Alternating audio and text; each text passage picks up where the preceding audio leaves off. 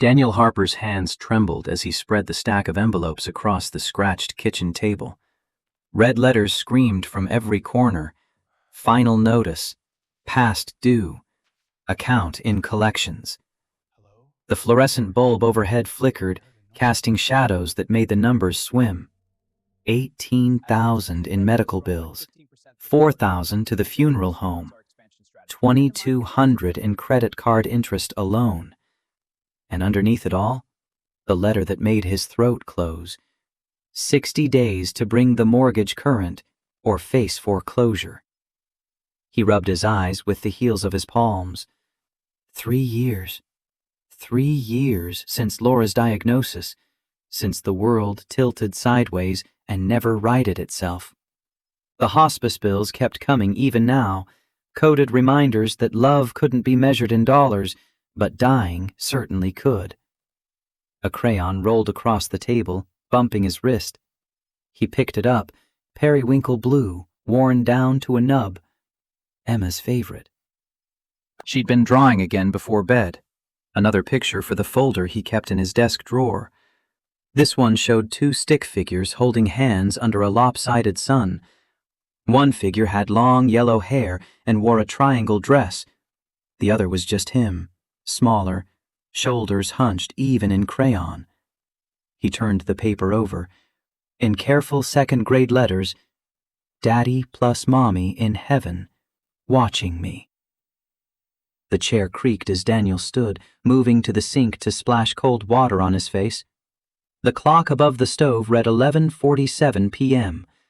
In 6 hours, he'd need to be up, making Emma's lunch, checking her homework folder, braiding her hair the way Laura had taught him in those final weeks when her hands shook too much to hold the comb. His phone buzzed. A notification from the rideshare app. Your weekend earnings are ready. He didn't need to open it to know the number would be depressing. 43 hours driving strangers around Atlanta after putting in 50 at the office, and it barely covered groceries. The apartment was quiet except for the hum of the refrigerator and distant traffic on Peachtree. Emma slept in the room that used to be their home office, the one Laura had painted sage green because she read somewhere it promoted calm. The color hadn't saved her, but Daniel couldn't bring himself to repaint. He walked down the short hallway, easing Emma's door open just enough to see her curled beneath the quilt Laura's mother had made. 8 years old, and already she slept with one arm stretched across the empty space beside her, as if reaching for someone who'd never come back. Daniel's chest constricted. She'd asked again this morning, voice small over her cereal. Why do all the other kids have moms?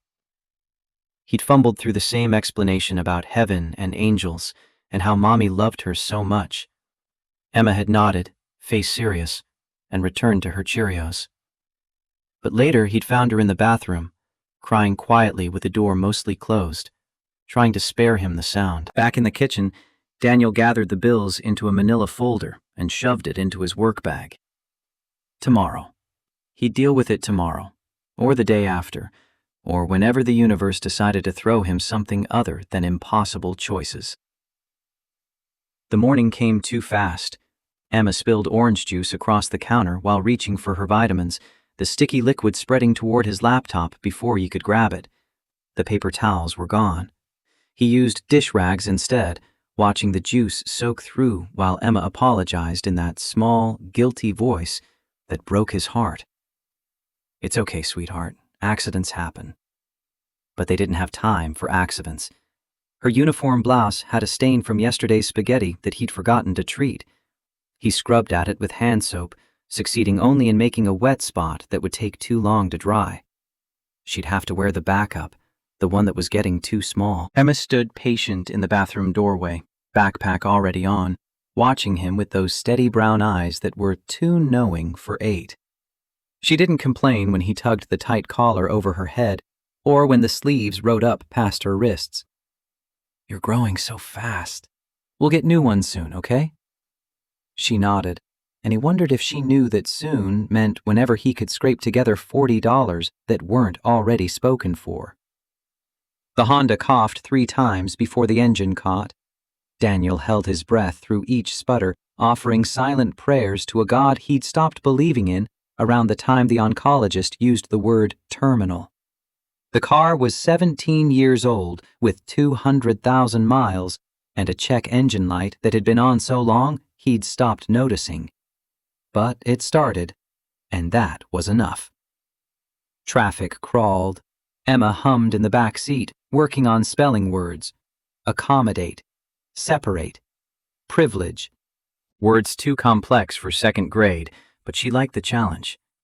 Laura had been the same way, always pushing herself, always curious. The resemblance was a comfort and a wound.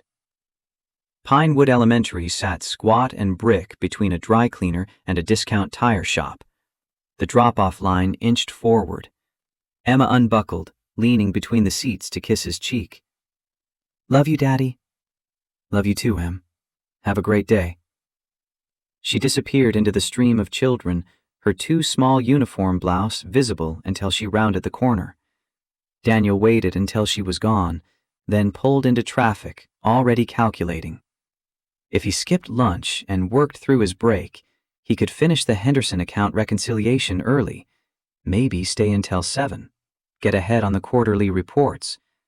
Mrs. Patterson charged $12 an hour for after-school care, but she was kind and patient and didn't mind when he ran late. Bennett Financial Services occupied floors 12 through 17 of a glass tower downtown.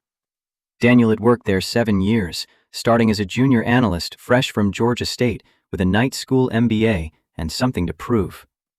He'd climbed slowly, methodically, until Laura got sick and everything else became background noise. The elevator dinged. Daniel stepped out into the cool, sanitized air of the 14th floor. Accounting. His desk sat in a cluster of 5, separated from the executive suites by frosted glass and unspoken hierarchies. His computer took 3 minutes to boot.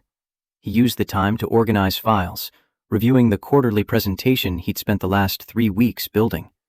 The numbers told a story of modest growth and careful risk management. He'd identified inefficiencies in the subsidiary structures, proposed consolidation strategies that could improve margins by 4% without sacrificing compliance. It was solid work, maybe his best. His phone buzzed. A calendar reminder. Quarterly review, 9 a.m., executive conference room. Daniel's stomach tightened. He presented to executives before, but never to her.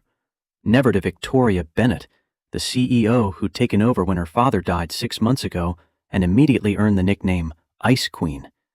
She was brilliant and ruthless, with a reputation for dismantling presentations that didn't meet her exacting standards. People whispered about her in break rooms, traded stories of public humiliations and sudden terminations. Daniel gathered his materials.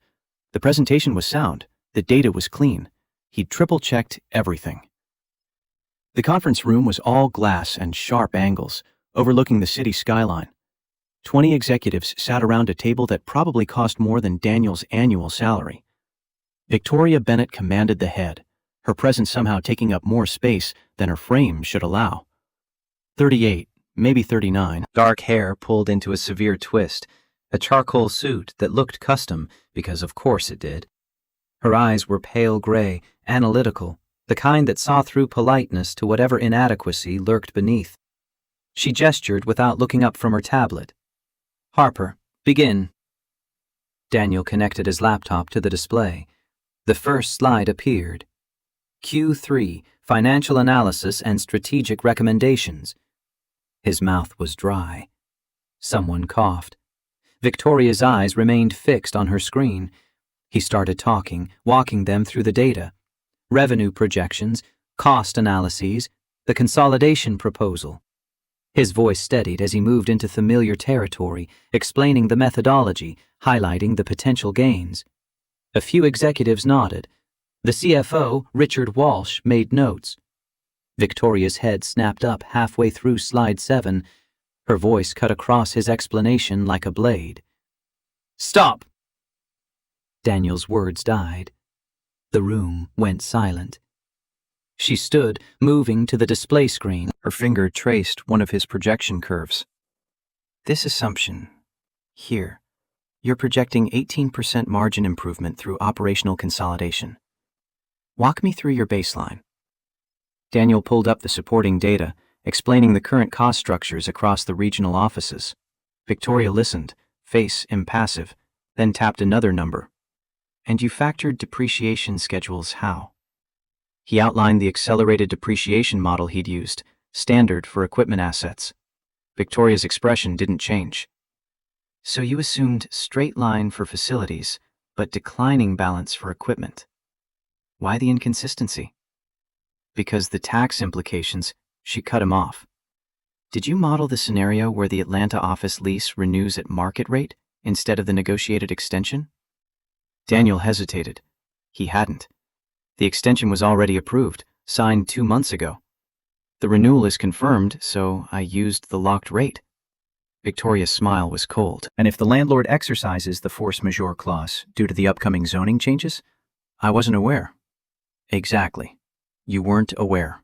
This entire analysis rests on assumptions you didn't validate. Did you even read the lease terms? The room felt smaller. Daniel's collar was too tight. He'd reviewed the finance summaries, the departmental reports, but the actual lease documentation, buried in legal files he'd need special access to review. I based my projections on the approved budget figures. Victoria turned to face the room, her back to the screen, to Daniel. Mediocre at best. This analysis wastes time we don't have. The board meeting is in 3 days, and this, she gestured vaguely at the display, is what senior financial staff considers adequate preparation? No one spoke. Richard Walsh studied his notepad. The VP of Operations found something fascinating about his coffee cup. Victoria's eyes swept the table, landing on Daniel last. Harper, I expect better. We all do. Revise these projections with actual due diligence and resubmit by tomorrow morning. Next item. She sat down, already pulling up another document on her tablet. Dismissed. The word hung unspoken. Daniel disconnected his laptop with hands that wanted to shake. 3 weeks of work, eviscerated in 8 minutes. He walked back to his desk through a gauntlet of sympathetic glances and carefully averted eyes. Someone, Jenkins from Treasury, touched his shoulder as he passed. Tough break, man. She's been brutal lately. Daniel didn't respond. He sank into his chair, staring at the spreadsheet on his screen. The numbers that had seemed so solid this morning now looked flimsy, built on sand. He opened the lease file directory, scrolling through hundreds of documents. Finding the actual lease would take hours. Reading it, understanding it, recalculating everything. He was looking at an all-nighter, minimum. His phone buzzed. A text from Mrs. Patterson. Emma's fine, working on a project, no rush. There was always rush. But Daniel texted back his thanks and dove into the files. Lunch came and went. His stomach complained. He ignored it, subsisting on break room coffee and the stale granola bar in his drawer. By 4 p.m., he'd located the Atlanta lease and discovered Victoria was right. There was a force majeure clause tied to pending zoning legislation. By 6, he'd recalculated the projections under 3 scenarios. By 8, his eyes burned and the numbers blurred together. The office had emptied hours ago, just the cleaning crew moving through with vacuums and trash bags. Daniel called Mrs. Patterson, apologizing, promising extra payment. She brushed it off the way she always did, told him Emma was fed and happy, to take his time. He saved the revised analysis at 10:43 p.m. The new projections were conservative, accounting for variables he'd missed, risks he hadn't considered. The margin improvement dropped to 12%. Still significant, but less dramatic. Less impressive. Daniel rubbed his face, feeling stubble rasp under his palm. He'd skipped shaving this morning in the rush, probably looked as wrecked as he felt. His reflection in the darkened window showed a man aging faster than his 34 years, with shadows under his eyes and shoulders that curved inward like he was trying to make himself smaller. The drive to Mrs. Patterson's took 20 minutes through empty streets. She met him at the door, white hair in curlers, bathrobe over her nightgown. Emma's asleep on the couch. Didn't want to move her. Daniel carried his daughter to the car, her weight familiar against his chest. She stirred, mumbling something about art class, then settled back into sleep. Mrs. Patterson waved off his attempt to pay extra. "Next time, Daniel, you're doing fine." But he wasn't. That was the problem. He was barely holding it together, duct tape and prayer, one crisis from complete collapse. Emma woke when he carried her inside, groggy and confused. "What time is it?" "Late, sweetheart. Let's get you to bed." She let him tuck her in, then caught his hand before he could leave. "Daddy, are you okay?" The question landed like a fist. "Of course, Em. Just a long day at work. You look sad." "I'm not sad. Just tired." She studied him with those two old eyes. "Okay. Love you." "Love you too." He pulled her door mostly closed and stood in the hallway, forehead against the wall, breathing carefully. 8 years old, and she was trying to take care of him. That wasn't how it was supposed to work. Sleep came in fragments. Daniel jerked awake at 2 a.m. from a dream where Victoria Bennett stood over Laura's hospital bed, reading from a spreadsheet while machines beeped their futile rhythms. He gave up at 5, made coffee, reviewed the revised presentation one more time. The submission went through at 5:47 a.m. All he could do now was wait. The day crawled. Victoria didn't acknowledge the new analysis. No email, no meeting request, nothing. Daniel jumped every time his phone buzzed, but it was always something else. Emma's school, a spam call, a rideshare passenger request he had to decline. By noon, he'd convinced himself he was fired. By 3, he'd mentally calculated how long unemployment benefits would last. By 5, he was checking job listings, wondering who'd hire a mid-level accountant with a gap in his resume and references that might include "gets destroyed by the CEO." Richard Walsh appeared at his desk at 5:47, just as Daniel was packing up. "Harper, good work on the revisions. Board loved them." Daniel blinked. "What?" "Victoria presented this morning, used your conservative projections, praised the thoroughness, said it demonstrated exactly the kind of rigorous analysis we need." The CFO smiled, the kind that didn't reach his eyes. "Between you and me, she fired 3 people last month for less than what you presented yesterday." "Count yourself lucky." He walked away before Daniel could formulate a response. Lucky. Right. Lucky to still have a job that paid $48,000 a year while drowning in debt. Lucky to work 70 hours a week and still not make rent without the rideshare income. Lucky to have a boss who'd eviscerate him publicly, then steal his work without acknowledgement.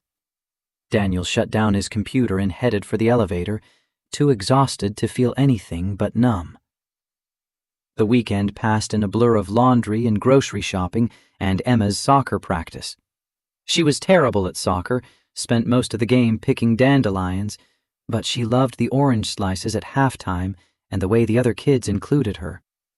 Daniel stood on the sidelines with the other parents, nodding at small talk, trying not to calculate how much the cleats and shin guards cost. Sunday morning meant pancakes, Laura's tradition, the one thing Emma insisted they keep. Daniel mixed the batter while Emma sat at the table, chattering about a book she was reading. Some fantasy thing with dragons and magic schools. Her enthusiasm was infectious, pulling him out of the gray fog that had settled over the week. They ate at the small kitchen table, syrup dripping, Emma's legs swinging because she was still too short for her feet to touch the floor. For a few minutes, the world contracted to just this: his daughter's smile, the sweetness of maple, Sunday morning light through the window. Then Emma looked up, syrup on her chin, and asked, "Do you think Mommy can see us?" The pancake in Daniel's mouth turned to paste. He swallowed carefully.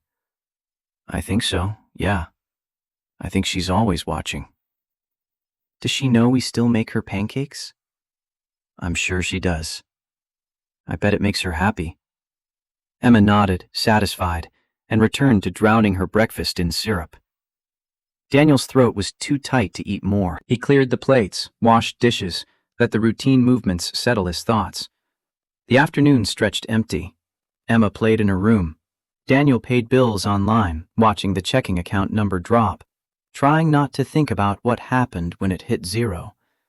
He had $400 between now and total disaster.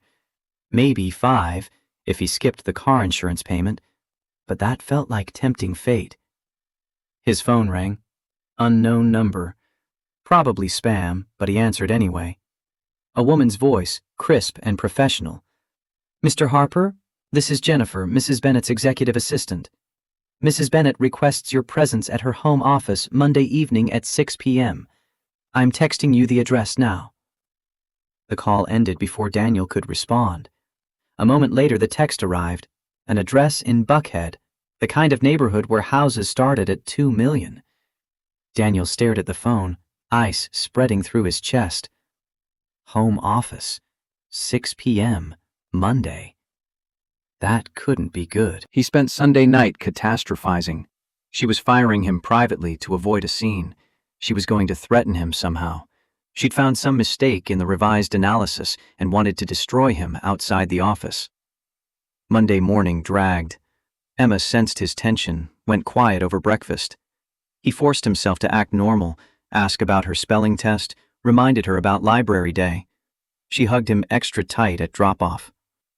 The office felt surreal. Daniel moved through his work like a ghost, unable to focus. At lunch, Richard Walsh stopped by his desk. "Heard you're meeting with Victoria tonight. Word travels fast." Walsh's expression was carefully neutral.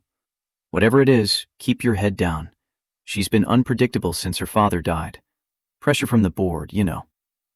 He walked away before Daniel could ask what that meant.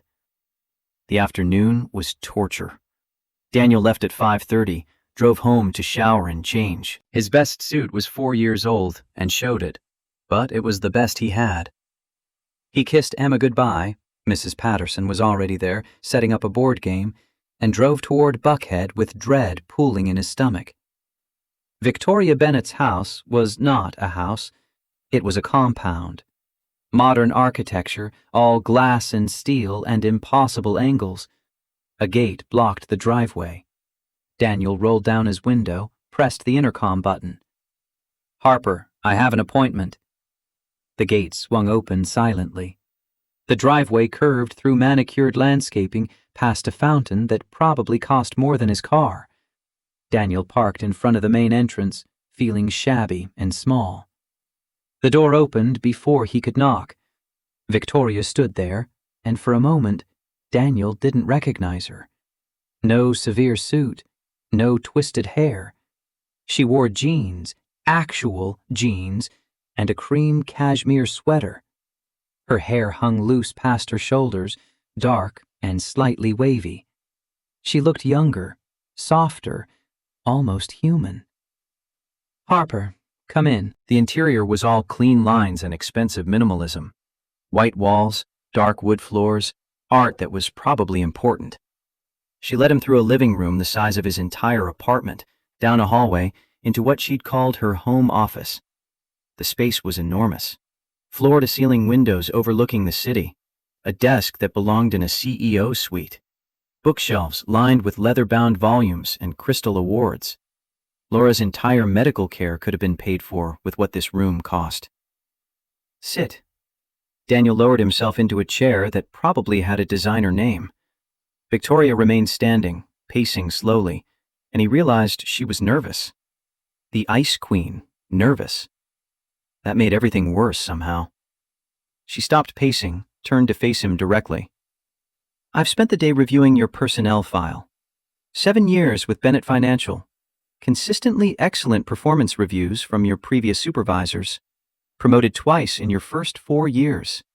Then, nothing. For the last 3 years. Nothing." Daniel kept his face neutral. "My wife was sick. I know. I read the medical leave requests, the flexible schedule denials, the promotion passes." She paused. "I signed those denials, Harper. Did you know that? The room felt airless. I assumed. When you requested flexible hours after your wife's diagnosis, I personally rejected it. When you were up for senior analyst 2 years ago, I removed you from consideration. When your department head recommended you for team lead last spring, I vetoed it. Daniel's hands clenched on the chair arms. Why are you telling me this? Victoria's expression was unreadable. Because last night, you had every reason to leave me to suffer, to walk away or worse. I've been nothing but harsh to you, yet you intervened. Saved me from what could have been a very bad situation. Ensured I got home safely. And I need to understand why. The words took a moment to penetrate. Last night, Daniel's mind raced backward, landing on a moment he'd been trying to forget. Oh God. Murphy's bar. It had been impulse, stopping there after the brutal revision session. He'd needed a drink, something to take the edge off, and Murphy's was cheap and anonymous and far from anywhere anyone from work would be. He'd ordered a single beer, nursing it slowly because that was all the budget allowed. Then Victoria Bennett had walked in. Utterly out of place in the dive bar, dressed down but unmistakable. Daniel had frozen, hoping she wouldn't notice him, but she'd gone straight to the bar, ordered a double whiskey, downed it, ordered another. He'd watched her drink herself into oblivion over 90 minutes, watched the bartender's concern, watched 2 men move in, predatory and patient. Jake and Kyle, if he'd heard their names right. Big guys, the kind who knew they could intimidate anyone who interfered. They'd bought Victoria drinks she didn't need, made plans in low voices ready to help her somewhere private. And Daniel, despite everything, despite the humiliation and the denials, and the fact that this woman had made his life harder when it was already impossible, he couldn't just leave her there. The memory played out in fragments. Approaching the bar, lying smoothly, "Victoria, there you are. Your sister called, family emergency." The men's resistance, the bartender's intervention. Getting her to his car while she insulted him, slurred accusations about how perfect he always was, how everyone loved reliable Daniel Harper. Driving to this address, which he'd found by searching her purse for the gate remote because she was too drunk to tell him. Leaving a note with his phone number and a brief explanation. Getting home at 2 a.m., paying Mrs. Patterson double, and collapsing into bed, certain he'd be fired. He'd tried to forget it. Apparently she hadn't. Victoria was still waiting for an answer. Daniel cleared his throat. It was the right thing to do. Anyone would have. No, she cut him off sharp. Anyone would not have. Most people would have enjoyed watching me brought low. Some would have taken photos. You had more reason than most to leave me there. Because you've been terrible to me? Because I've been terrible to you. The admission hung between them. Victoria moved to her desk, opened a folder. Inside were documents Daniel recognized, his performance reviews, promotion recommendations, the requests he'd submitted and she'd denied. When I took over as CEO 2 years ago, my father warned me about favoritism, about the perception of weakness. The board was already skeptical about giving the position to his daughter. I needed to prove I could be objective, ruthless when necessary. She paused. I overcorrected, particularly with you. Why me specifically? Because your work was consistently excellent. Because promoting you would have been the obvious choice, and I didn't want to appear soft. So I made you the example. Every time I should have rewarded your effort, I found reasons not to. Every time you needed flexibility, I denied it. She looked up, meeting his eyes. That presentation last week, the one I destroyed in front of the executives, the one you called mediocre, was actually exceptional. The analysis was sound, the methodology was thorough. I criticized it publicly because I was stressed about the board meeting and took it out on you. That was unprofessional and unkind. Daniel didn't know what to say. The apology felt surreal, like a dream logic where bosses admitted fault and powerful people said sorry. Victoria pushed the folder across the desk toward him. This is a promotion offer. Senior financial analyst, reporting directly to me. It comes with a 40% salary increase, comprehensive benefits including childcare assistance, and flexible scheduling so you can be there for your daughter. The words didn't make sense. Daniel stared at the folder without touching it. Why? Because you earned it. Because I've been blocking your advancement for my own insecurities. And because last night forced me to see what I'd become. She stood again, walked to the windows. The city lights were coming on, office towers glowing against the dusk.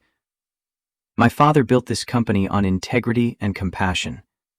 When he died 6 months ago, I inherited his legacy and immediately started destroying it. I've been so focused on proving myself, on being tough enough, that I forgot what actually matters. She turned back. You reminded me. Not with words or lectures, just by doing the right thing when you had no reason to. Daniel finally opened the folder. The salary number made his breath catch. 67,000.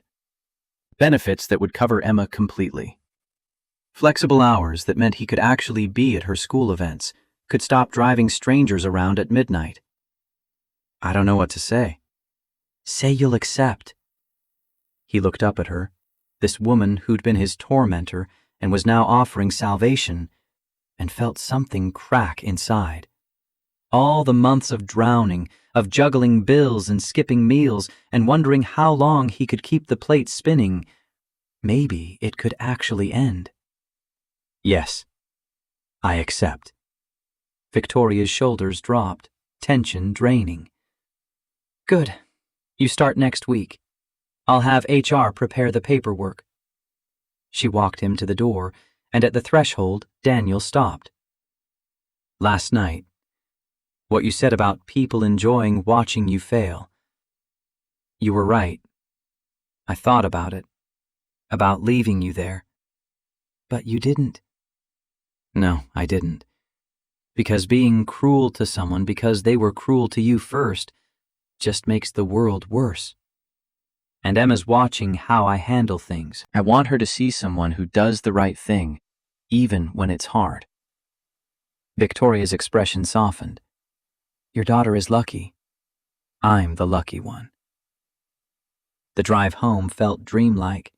Daniel kept checking his rearview mirror, half expecting Victoria to call and say it was a mistake, a test, a joke.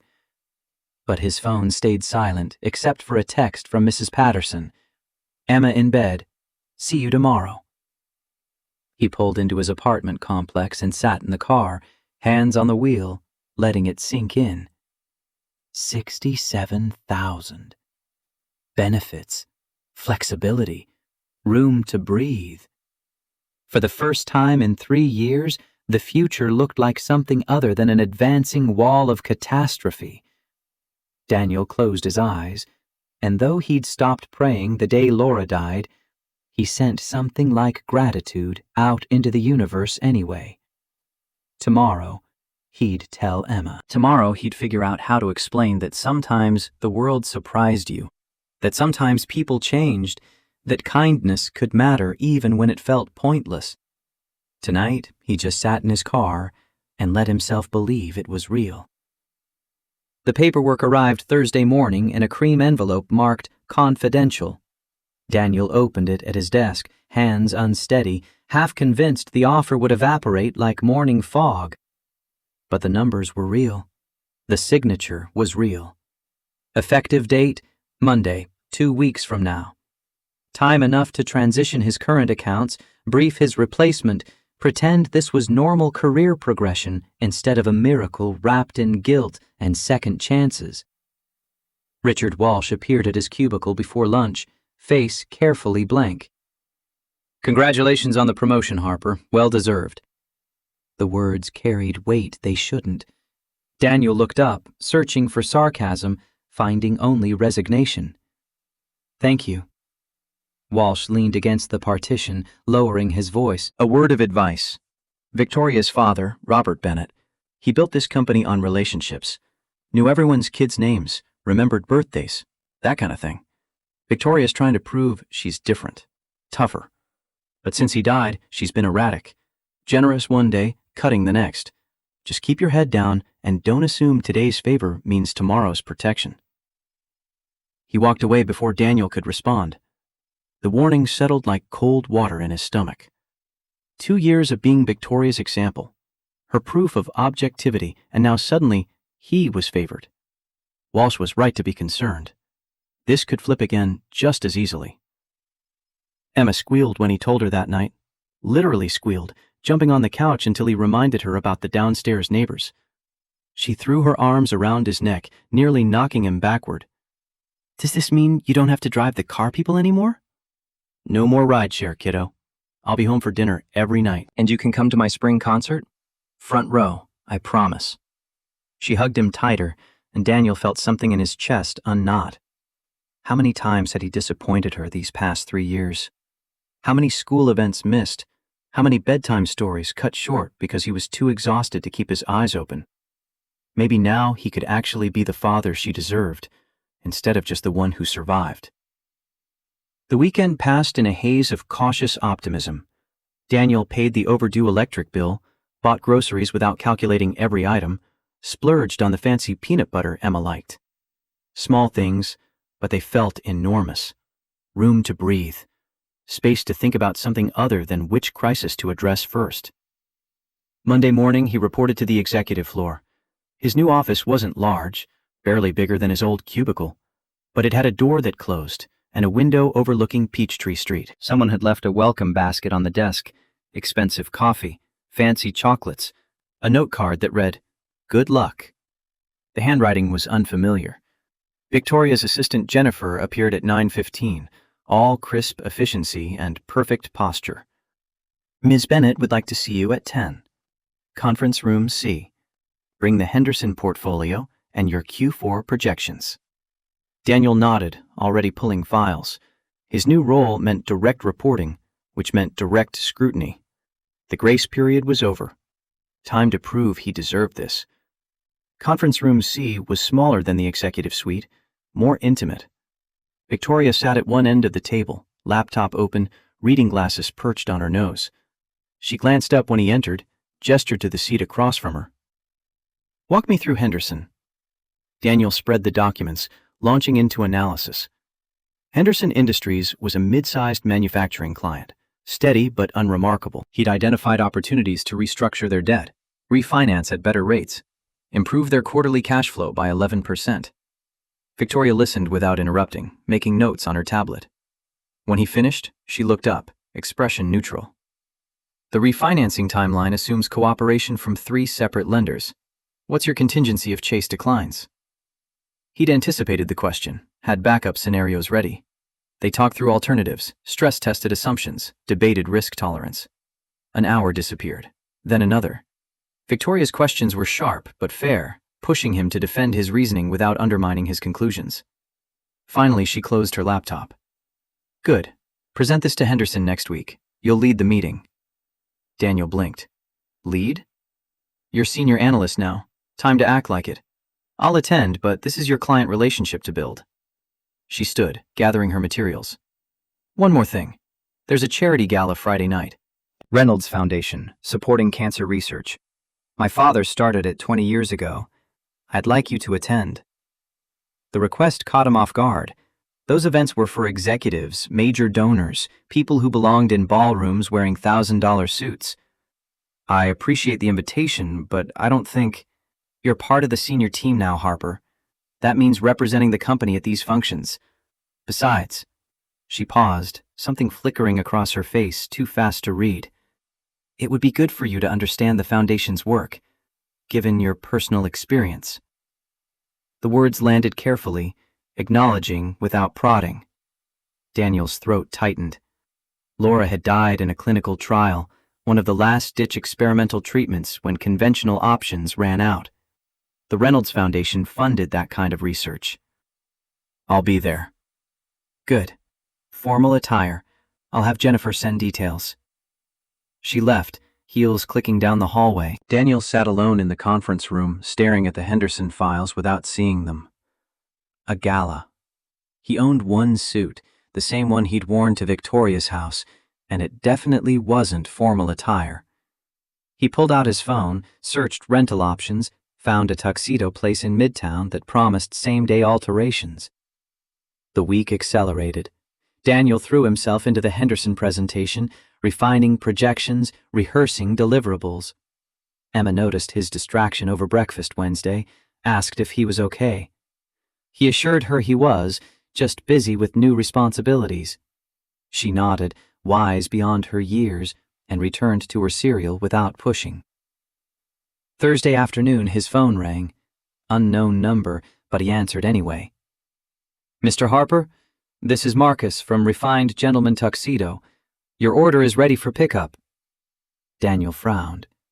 "I haven't placed an order." "Says here it's prepaid. Black tuxedo, tailored to your measurements. Shirt, cufflinks, shoes, the works." "Should I cancel?" No, I'll pick it up." He drove to Midtown after work, confused and slightly alarmed.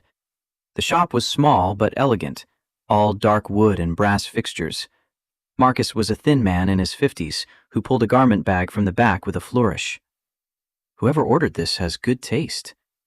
Tom Ford, if I'm not mistaken. Daniel unzipped the bag. The tuxedo was perfect. Not just well made, but actually his size, tailored to measurements he hadn't provided because he'd never been measured for formal wear. The shirt was crisp white, French cuffs. The shoes were Italian leather, gleaming. There must be some mistake. Marcus handed him a small envelope. This was included. Inside, a note card in that same unfamiliar handwriting. "Consider it a belated apology for 3 years of inadequate recognition. V. B." Daniel stared at the initials, heat crawling up his neck. Victoria had done this. Somehow obtained his measurements, ordered a tuxedo worth more than his monthly rent, arranged delivery like it was nothing. The gesture was generous and deeply uncomfortable, charity dressed as courtesy. He considered refusing it. Pride demanded he refuse it, but the alternative was showing up to a formal gala in his threadbare suit, looking exactly like the charity case he wasn't supposed to be anymore. Daniel took the tuxedo home. Friday evening he dropped Emma at Mrs. Patterson's, enduring her delighted exclamations about how handsome he looked. Emma circled him critically, adjusting his bow tie with serious concentration. "You look like a prince, Daddy." "Just a fancy party for work, sweetheart." "Will there be a princess?" The question was so innocent, it hurt. "Maybe. We'll see." He drove downtown as the sun set, following GPS to the Four Seasons. Valets in white gloves opened car doors. Women in evening gowns glided across marble floors. Daniel gave his keys to a young man who looked at his Honda with professional neutrality, then stepped into a world he'd only seen in movies. The ballroom was excessive. Crystal chandeliers, ice sculptures, tables draped in white linen. A jazz quartet played in one corner, servers circulated with champagne and hors d'oeuvres that probably cost more per bite than Emma's school lunch. Daniel accepted a glass of champagne he had no intention of drinking and scanned the room for Victoria. He found her near the silent auction tables, surrounded by a cluster of executives and board members. She wore a midnight blue gown that caught the light when she moved, hair swept up, diamonds at her throat and ears. Not the Ice Queen tonight. Something else. Someone who belonged here in a way Daniel never would. Their eyes met across the room. Victoria excused herself, closing the distance with measured steps. "Harper, you came. You invited me." She smiled, barely. "The tuxedo fits well." He should thank her, acknowledge the gift. But the words stuck. "Yes, thank you for—" "Don't," she cut him off gently. "Consider it a professional expense. You represent the company now." A waiter passed. Victoria snagged 2 fresh champagne flutes, handed one to Daniel. They stood at the edge of the crowd, watching the performance of wealth and philanthropy. My father loved these events. Victoria's voice was soft, almost lost under the music. He'd work the room for hours, charming donors, telling stories. By the end of the night, he'd have doubled whatever we budgeted for research grants. You don't enjoy it? I'm adequate at it, but Robert Bennett was a force. I'm just his daughter trying to fill a space I'll never quite fit. The vulnerability surprised him. This wasn't the CEO who'd eviscerated his presentation, or the woman who'd drunkenly accused him of perfection. This was someone grieving, alone in a room full of people. For what it's worth, the Foundation does important work. The clinical trial my wife participated in, it was funded by Reynolds grants. Victoria turned to him, something shifting in her expression. I didn't know that. No reason you would. It didn't save her, but it gave us time. Good time at the end. That matters.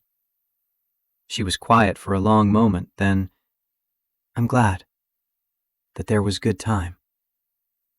The gala moved around them. Someone made a speech about research breakthroughs. The jazz quartet transitioned to something slower, couples drifting toward the dance floor. Victoria set down her untouched champagne. Would you like some air? There's a terrace. Daniel followed her through French doors onto a balcony overlooking the city. The night was cool, Atlanta spread out below in geometric patterns of light. Traffic sounds filtered up, distant and dreamy. Victoria leaned against the railing, and for the first time all night, she looked tired. These events exhaust me. All the performance, the small talk. My father thrived on it. I just feel like an imposter. You raised $300,000 tonight. I saw the donation board. Numbers on a screen. Robert made people believe in something bigger than themselves. I just remind them of their tax deductions. That's not fair to yourself. She laughed, bitter. Fairness. That's rich coming from me. I spent 2 years being systematically unfair to you. Daniel leaned beside her, close enough to see the city lights reflected in her eyes. You were protecting yourself. I understand that. Do you? Because I'm not sure I do anymore. After my father died, the board questioned everything. My decisions, my leadership, whether a woman could run a financial services company without making it soft. So I became harder, colder, proved I could be just as ruthless as any man they'd trust. She turned to face him directly. And somewhere in that process, I forgot who I was trying to be in the first place. Who was that? Someone who made him proud. Someone who honored what he built instead of just protecting it. The words hung between them, honest and raw. Daniel thought about Laura, about the person he'd tried to be after she died versus the person he'd become. Survival versus living. They weren't the same thing. My wife made me promise something before she died. That I wouldn't let grief turn me bitter. That I'd stay soft for Emma, stay open to joy even when it hurt. Did you keep the promise? Trying to. Some days are harder than others. Victoria's eyes were very bright. I haven't felt truly seen in years, Harper. Not since my father got sick. Everyone wants something or fears something or calculates their words around what I might do. But you look at me like I'm just a person. You are just a person. Not to the board, not to the employees, not to the shareholders or the press. She paused, voice dropping. Thank you. For that night at the bar. For not leaving me there. Anyone would have. No, she interrupted firmly. Anyone would not have. I've spent months thinking about it. You had every reason to walk away, to let those men take me somewhere, to enjoy watching me vulnerable. Instead, you protected me when I deserved it least. That's not nothing. Daniel's chest felt tight. I couldn't leave you there. Not because you're my boss or because I wanted something, just because it was wrong. And wrong is wrong regardless of who it's happening to. Victoria was very close now, the space between them measured in inches. The terrace lights cast shadows across her face, softening edges. "I see you," she said quietly. "I see a good father working impossible hours to give his daughter the life she deserves. I see someone who maintains integrity when it costs him. I see a man who's been invisible for years, but shouldn't be." The moment stretched, fragile as spun glass. Daniel was acutely aware of her proximity, the way her perfume mixed with night air, how her eyes held his without wavering. Victoria. His phone buzzed. The spell broke. Daniel pulled it out, apologizing, glancing at the screen. Mrs. Patterson. His stomach dropped. "I'm sorry, I need to take this." He stepped away, answering. Mrs. Patterson's voice was concerned but calm. "Daniel, Emma's fine, but she woke up with a fever. Says her throat hurts. Probably just a cold, but I wanted to let you know. I'll come get her." "Oh, honey, there's no rush. She's comfortable on the couch, watching a movie. I just wanted you to be aware." Still, I should be there. He ended the call, turned back to Victoria. She'd already read his expression. "Your daughter? Fever. Probably nothing serious, but go." "Of course. I'm sorry, the gala." "Harper." She smiled, genuine warmth breaking through. "Your daughter needs you. That's always the priority. We'll see each other Monday." He hesitated, wanting to say something about the moment they'd almost had, the confession hanging unfinished in the air. But Victoria was already moving toward the door, and the moment was gone. Daniel drove to Mrs. Patterson's too fast, guilt eating at him. Emma curled on the couch in her pajamas, flushed and glassy-eyed. She perked up when he arrived. "Daddy, you're back early. How are you feeling, sweetheart?" "My throat hurts, but Mrs. Patterson gave me popsicles, and they helped." He scooped her up, thanked Mrs. Patterson profusely. Emma fell asleep against his shoulder on the drive home, hot and heavy with fever. Daniel carried her inside, tucked her into bed, found the children's Tylenol in the bathroom cabinet. The tuxedo felt ridiculous now, formal wear in his cramped apartment at 10 p.m. while his daughter fought off whatever virus was making the rounds at school. He changed into sweats, checked Emma's temperature, 100.8. Not dangerous, but not comfortable, and settled into the chair beside her bed. She stirred, reaching for him. "Stay, Daddy. I'm here. Not going anywhere." Was there a princess? The question was sleepy, half delirious with fever.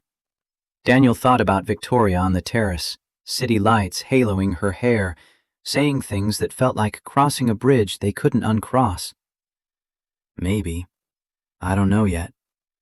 Emma smiled, eyes already closing. "Okay, tell me tomorrow." She drifted off. Daniel sat in the dark, listening to her congested breathing, and tried to make sense of what was happening. A month ago, Victoria Bennett was the obstacle between him and survival. Now she was something else entirely. Someone who saw him. Someone who confessed vulnerabilities in midnight conversations. Someone who'd looked at him tonight, like maybe he wasn't just an employee receiving undeserved grace. This was dangerous territory. She was still his boss, still the CEO, still operating in a world he couldn't fully access. The tuxedo hanging in his closet was proof of that, a gift that cost more than he made in a week, given casually like it meant nothing. But her eyes on the terrace had meant something. The way she'd said, "I see you," carried weight that had nothing to do with professional recognition. Daniel rubbed his face, exhausted. Emma's fever would break by morning. Life would return to normal, whatever normal meant now. He'd go back to work, lead the Henderson meeting, prove he deserved the promotion, maintain appropriate boundaries, remember his place. Except he couldn't shake the feeling that his place was shifting, that maybe for the first time since Laura died, he was allowing himself to want something beyond just survival. Emma coughed in her sleep. Daniel stood, adjusted her blankets, pressed his hand to her forehead. Still warm, but not worse, He'd check again in a few hours, dose her with more Tylenol. Keep watch the way he always did. His phone buzzed, a text from an unknown number that resolved into Victoria's when he opened it. Hope Emma feels better soon. Take Monday off if she needs you. Work can wait. Daniel stared at the message, warmth spreading through his chest. He typed back. Thank you. She'll be fine. See you Monday. 3 dots appeared, disappeared, appeared again. Then, I meant what I said tonight. About seeing you.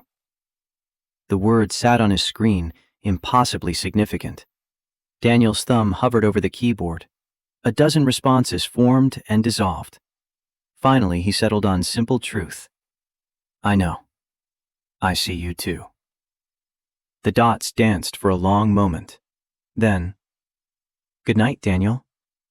First name. She'd used his first name. The intimacy of it felt enormous. Good night, Victoria. He set the phone down, heart doing complicated things in his chest. Emma shifted, mumbling something about dragons and magic. Daniel smiled despite himself, leaning back in the chair. Monday suddenly felt very far away. The weekend passed in the pleasant mundanity of single parenthood. Emma's fever broke Saturday morning. By afternoon, she was demanding pancakes, bouncing back with the resilience of 8-year-olds. They made a mess of the kitchen, syrup everywhere, Emma chattering about her friend's upcoming birthday party. Sunday morning, Daniel woke to find her already awake, drawing at the kitchen table. He made coffee, peered over her shoulder. The picture showed 2 stick figures, one tall, one small, holding hands. A third figure stood nearby, not quite touching, but close. The tall figure had long, dark hair. Who's that? Emma didn't look up. You and me and Miss Victoria. We didn't.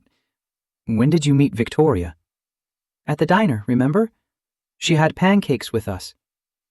That was one time, Em, weeks ago. I know, but you smile different when you talk about her. The observation was too astute. Daniel sat down, searching for words. Miss Victoria is my boss. We work together. Emma's crayon kept moving, adding details to the background. Stars, maybe, or flowers. Mommy said you'd find someone special someday, before she went to heaven. She told me it was okay to be happy. Daniel's throat closed. Laura had said exactly that, in those final weeks when every conversation might be the last. Taking care of Emma meant taking care of himself, too. Being whole meant being open to joy, even scary joy. What if I'm not ready? Emma finally looked up, eyes serious. You're always scared of new things, Daddy. Like when we learned to ride bikes. But then you did it anyway, and it was fun. The parallel was simplistic and completely accurate. Daniel pulled her into a hug, breathing in the strawberry scent of her shampoo. You're too smart, you know that? She giggled against his chest. I know. Monday morning arrived gray and drizzling. Daniel dressed carefully, choosing a charcoal suit that was professional without trying too hard. Emma bounced around the kitchen, fully recovered, demanding to know if he'd see the princess today. She's not a princess, kiddo. She's my boss. But you like her? The statement wasn't a question. Daniel helped Emma with her backpack, avoiding direct response. They drove to school through rain-slicked streets. Emma hugged him goodbye, then paused at the car door. Daddy? It's okay to like someone, even if it's scary. She ran toward the building before he could answer, leaving him stunned in the drop-off lane. When had his daughter become the wise one? The office felt different Monday, sharper somehow, colors more vivid. Daniel settled at his desk, pulling up the Henderson files. The presentation was Wednesday. He had 48 hours to perfect something already polished. Victoria's assistant appeared at 10:15. Ms. Bennett would like to see you. Her office. Daniel grabbed a notepad, heart accelerating stupidly. Victoria's office occupied the corner of the 17th floor, all windows and winter light. She sat at her desk, laptop open, but stood when he entered. "How's Emma?" "Much better. Kids bounce back fast." "Good, I'm glad." She gestured to the small conference table by the windows. "I wanted to discuss Henderson before your presentation. Make sure we're aligned." They spent an hour reviewing strategies, debating approaches. The conversation was professional, focused, no trace of terrorist confessions or midnight texts. But something underneath had changed. The way Victoria listened when he spoke, how she occasionally forgot to maintain CEO distance, leaning forward, eyes engaged. When they finished, she walked him to the door, hesitated with her hand on the frame. "Daniel, about Friday night. We don't have to. I want to." She met his eyes directly. "I meant what I said. All of it. But I'm also acutely aware of the power dynamic. You work for me. Anything beyond professional boundaries puts you in an impossible position." The acknowledgement was careful, considerate. Daniel appreciated it even as his chest ached with want. "I'm aware of the dynamic too. And I don't know, this is new territory. Complicated." Victoria's smile was small, sad. "Complicated is accurate. I just needed you to know, whatever happens or doesn't happen, your job is secure. Your promotion was earned. This doesn't impact that." "I believe you." "Good." She stepped back, reclaiming professional distance. "Wednesday's presentation. You'll do great."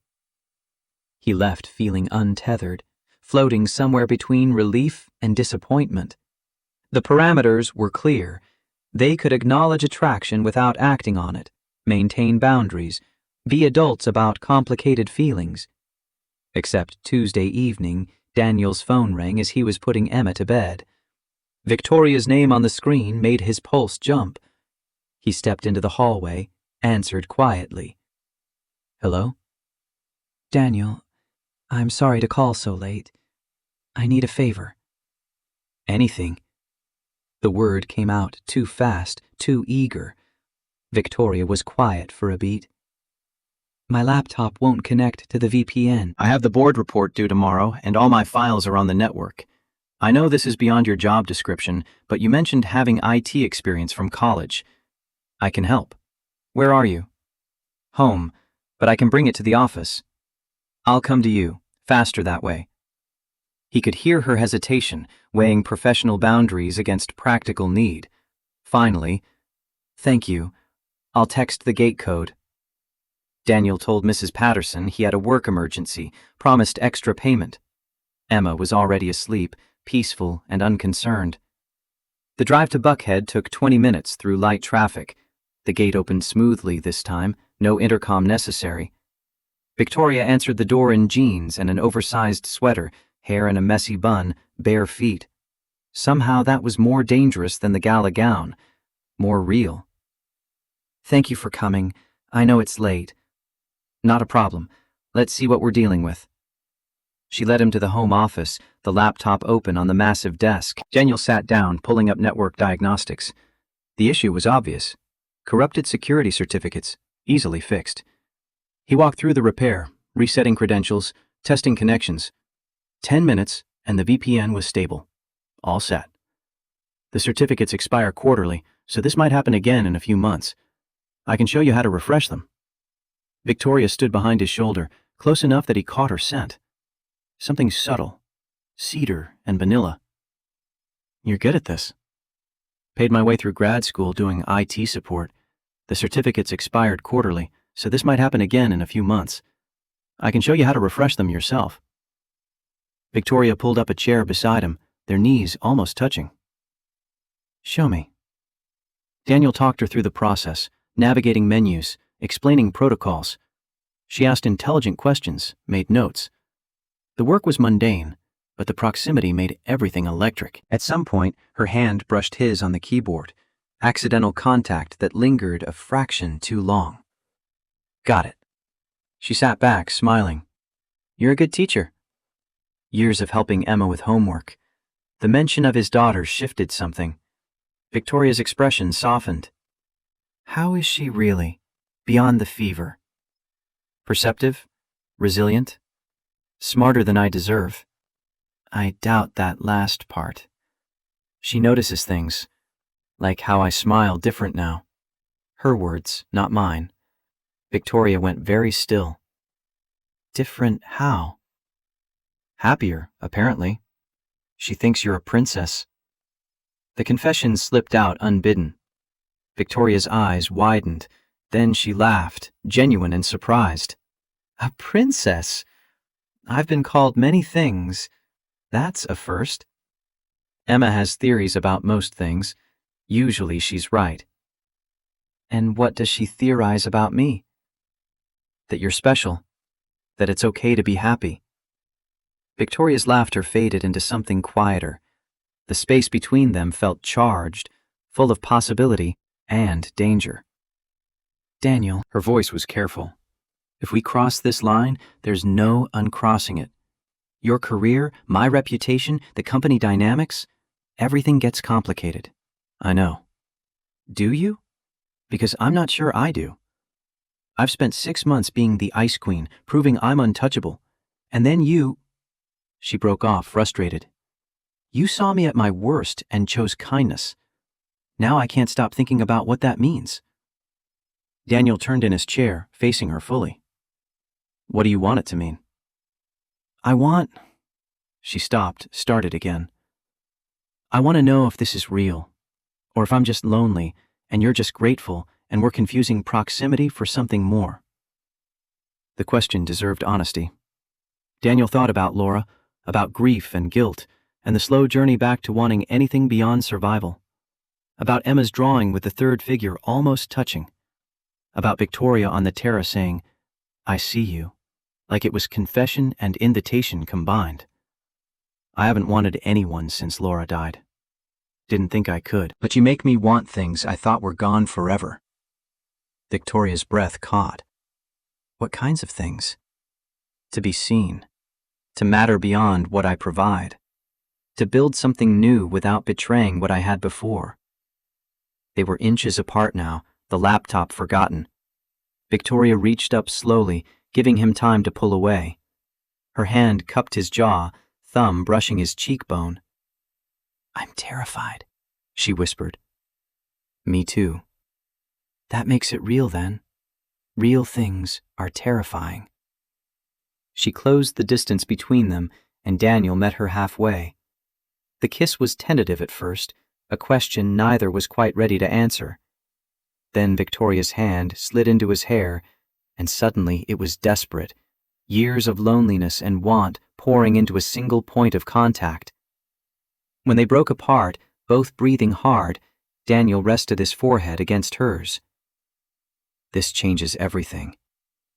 I know. Victoria's voice shook slightly. We should be smart about this. Take it slow. Figure out the boundaries. We should, but neither of them moved. They sat there in the quiet office, the city glittering outside, holding on to the moment before everything got complicated. Finally, Victoria pulled back, clearing her throat. You should probably go, before we make decisions we can't take back. Daniel stood reluctantly. She walked him to the door, maintaining careful distance now, armor back in place. Wednesday's presentation. Focus on that. I will. At the threshold, she caught his wrist gently. Thank you. For fixing the laptop. For not leaving the bar. For seeing me. Always. He drove home in a daze, barely remembering the route. Mrs. Patterson was watching late-night television, stood when he entered. Everything sorted? Getting there. She studied him with knowing eyes, smiled. Good. You deserve good things, Daniel. After she left, Daniel checked on Emma. His daughter slept peacefully, clutching the stuffed elephant Laura had given her years ago. The drawing from Sunday sat on her nightstand, 3 stick figures under a sky full of stars. His phone buzzed. Victoria. I'm scared this is a mistake, but I'm more scared of not trying. Daniel typed back. Wednesday. We'll talk after. Figure this out together. The response came quickly. Together. I like that word. He set the phone down, climbed into bed, and stared at the ceiling. Somewhere between the bar rescue and the gala terrace and the laptop repair, everything had shifted. He'd gone from drowning to promoted to kissing his boss in a home office while the world held its breath. Tomorrow he'd present to Henderson. Wednesday, he'd navigate whatever Victoria meant by talk. And through it all, he'd keep being Emma's father, the steady center she deserved.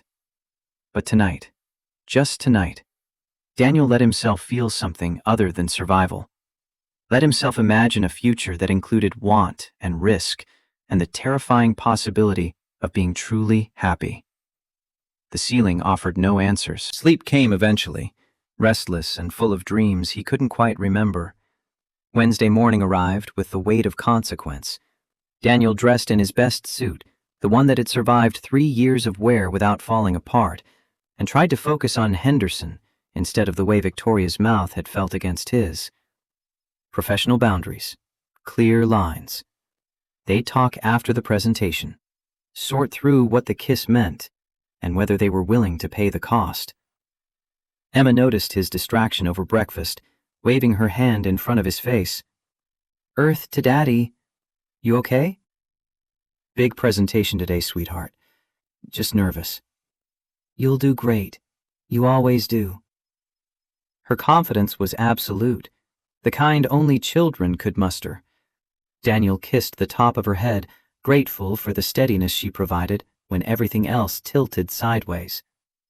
The Henderson meeting was scheduled for 2 p.m. Daniel arrived at the office early, running through slides one final time. His phone buzzed at 9:30. "Victoria.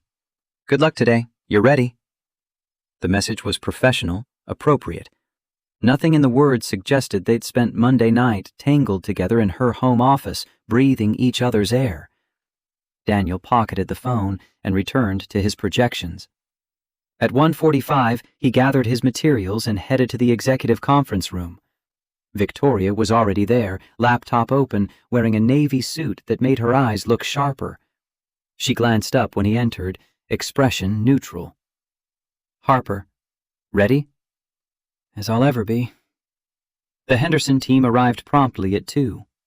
3 executives led by CFO Margaret Chen, a woman in her 50s with silver hair and a reputation for asking questions that exposed weak assumptions. They settled around the table, exchanging pleasantries. Victoria made brief introductions, then turned the floor over to Daniel.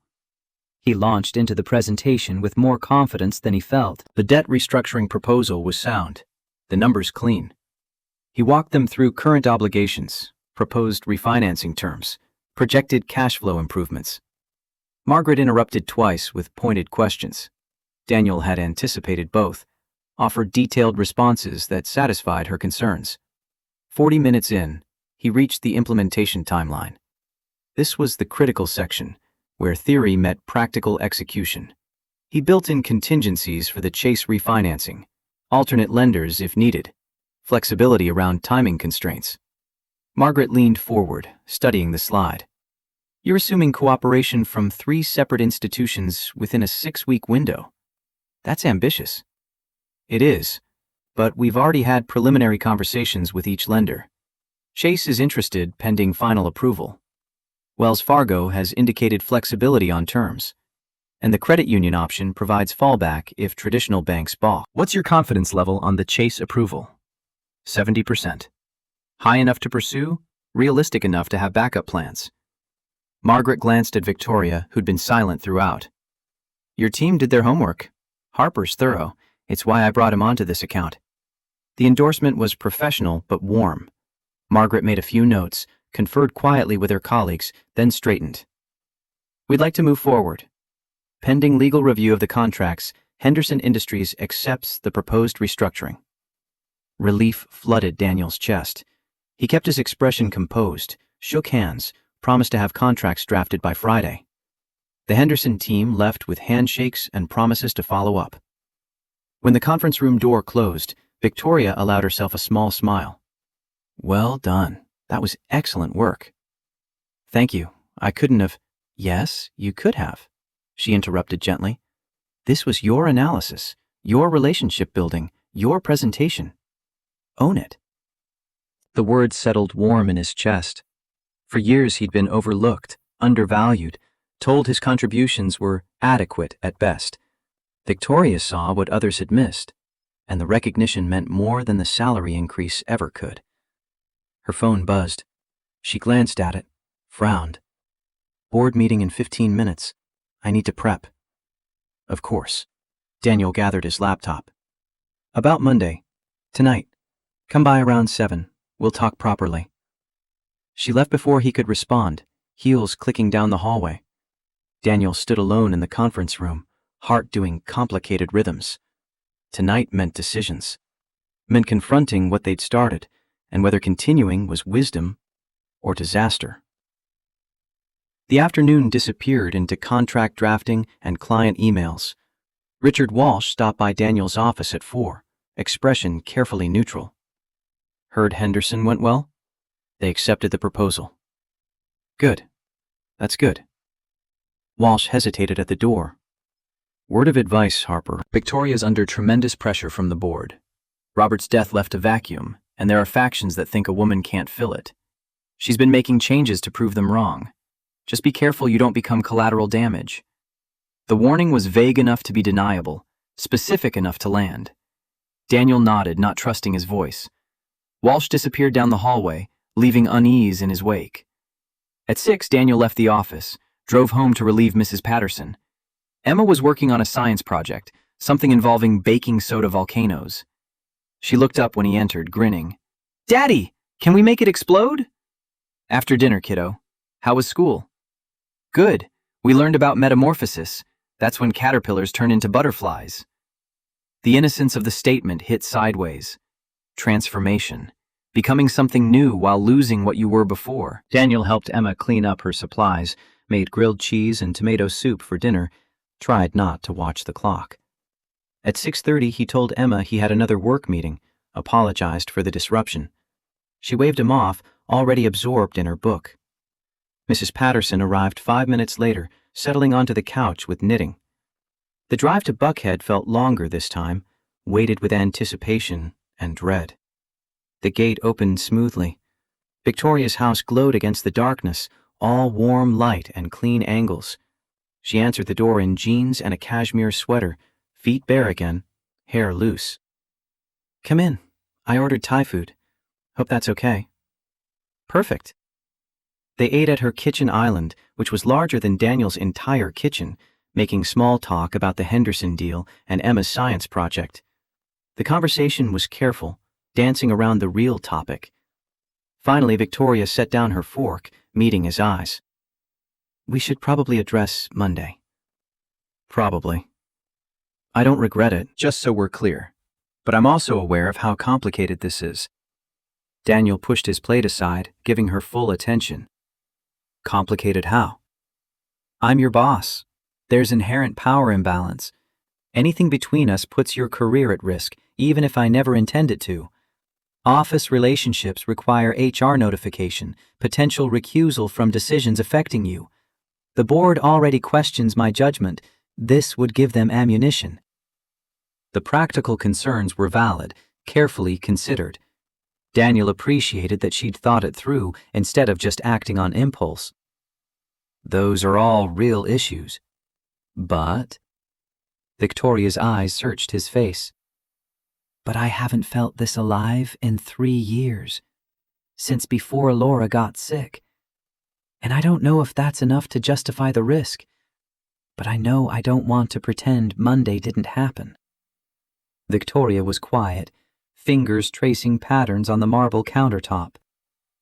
My father told me something before he died, that success without connection is just expensive loneliness. I didn't understand then. I was so focused on proving myself, on being tough enough to deserve his legacy. She looked up. But you showed me what I'd lost. The person I was trying to be isn't who I want to be anymore. What do you want?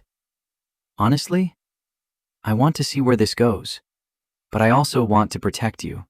If this blows up, I survive. I'm the CEO, the owner's daughter.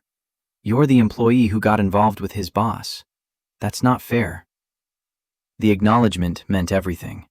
Daniel reached across the island, covering her hand with his. "I'm an adult. I can assess risk and make my own choices. Can you? Because the power dynamic makes things complicated."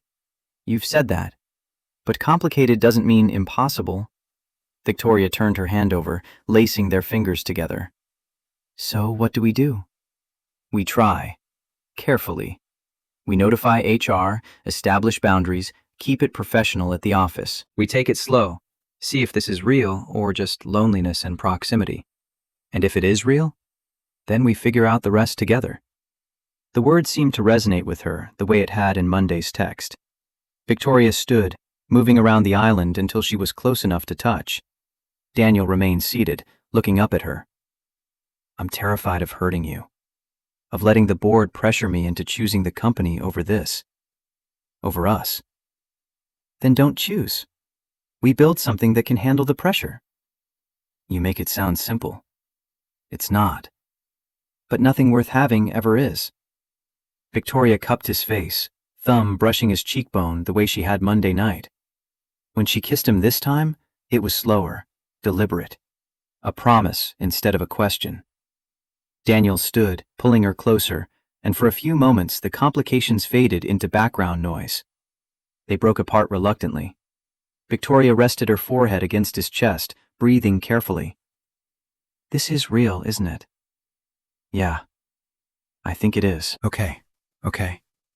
She stepped back, composing herself. "We do this right. HR notification tomorrow. Clear boundaries.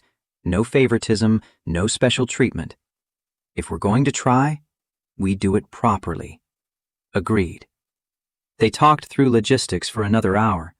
How to handle office interactions, what to tell Emma, when to make any relationship public. Victoria was methodical, thinking 3 steps ahead, anticipating problems before they materialized. Daniel contributed where he could, but mostly he marveled at how she approached everything with the same strategic precision she brought to business decisions. At 10, he stood to leave. Victoria walked him to the door, caught his hand. "Thank you for being patient with my neuroses." "They're not neuroses. They're reasonable concerns about a complicated situation." "See, that's why this works. You don't dismiss the complications or pretend they don't matter. Neither do you. That's what makes you different." They kissed goodbye at the threshold, soft and lingering. Daniel drove home feeling untethered from gravity, everything too light and too heavy at once. The next 2 weeks fell into rhythm. Daniel notified HR about the relationship as required. The notification was received with professional neutrality and filed away. Victoria recused herself from Daniel's performance reviews, assigning that responsibility to Richard Walsh. At the office, they maintained careful distance, interactions limited to work-appropriate topics. Outside the office, they built something tentative and hopeful. Dinners at Victoria's house after Emma was asleep. Long conversations about Robert Bennett's legacy and Laura's final months, and the weight of expectations neither had asked for. Coffee on Saturday mornings while Emma had soccer practice, sitting in Victoria's car watching 8-year-olds chase a ball with chaotic enthusiasm. Emma noticed, of course. She always noticed. One Sunday morning while they made pancakes together, she looked up from mixing batter. "Is Miss Victoria your girlfriend?" Daniel's hands stilled on the spatula. "What makes you ask that?" "You smile at your phone a lot, and you got dressed nice this week when you said you had work meetings." The observation was too accurate. Daniel sat down at the kitchen table, gesturing for Emma to join him. "Miss Victoria and I are spending time together, trying to figure out if we want to be more than friends." "Do you like her?" "I do. Very much." "Does she like you?" "I think so." Emma considered this seriously, legs swinging under the chair. "Is it weird that she's your boss?" "A little. We're being careful about it." His daughter studied him with those old eyes, the ones that had seen too much loss too young. Mommy said you'd find someone. She told me to be happy for you when you did. Daniel's throat closed. I remember. Are you happy, Daddy? The question was direct, stripped of pretense. Daniel thought about Victoria's laugh when he told terrible jokes, the way she listened when he talked about Emma's latest achievements, how she'd held him while he cried about Laura one night when the grief ambushed him unexpectedly. Yeah, Em. I think I am. Then I'm happy too. Can Miss Victoria come to my birthday party? The request was so casually enormous, it took Daniel a moment to process. Emma's birthday was 3 weeks away, a small gathering at the park with classmates and pizza. You want her there? She seems nice, and she makes you smile for real, not pretend. I'll ask her. Emma nodded, satisfied, and returned to pancake duty. Daniel sent Victoria a text. Emma wants to know if you'd come to her birthday party. No pressure. The response came quickly. I'd be honored. What's the appropriate gift for an 8-year-old? Something book-related. She's obsessed with fantasy novels. Perfect. I know just the thing. The party happened on a Saturday in early November. Daniel had rented a pavilion at Piedmont Park, hung streamers, organized a scavenger hunt that the kids attacked with feral energy. Victoria arrived precisely on time, carrying a wrapped package and looking beautifully out of place among the chaos of third-graders. Emma spotted her immediately, ran over with grass stains on her knees and frosting in her hair. Miss Victoria, you came! Wouldn't miss it. Happy birthday, Emma. She handed over the gift. Emma tore into the wrapping with abandon, revealing a leather-bound collection of classic fantasy novels. Her eyes went wide. This is the whole Chronicles of Narnia, the fancy version. Thought you might enjoy them. Your dad mentioned you like fantasy. Emma threw her arms around Victoria's waist, hugging with the unself-conscious enthusiasm of children. Thank you, thank you, thank you! Victoria looked momentarily startled, then softened, returning the embrace carefully. Over Emma's head, her eyes met Daniel's. The expression there was complicated, joy and terror, and something that looked like hope. The party continued. Victoria helped with games, refereed soccer scrimmages, sat with the other parents and made polite conversation. Mrs. Patterson cornered Daniel near the cake table, smiling knowingly. She's lovely, and the way she looks at you, that's not nothing, Daniel. It's early. We're taking things slow. Good.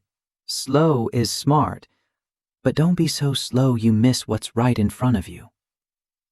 The party wound down as parents collected exhausted children. Emma hugged everyone goodbye, clutching her new books like treasure.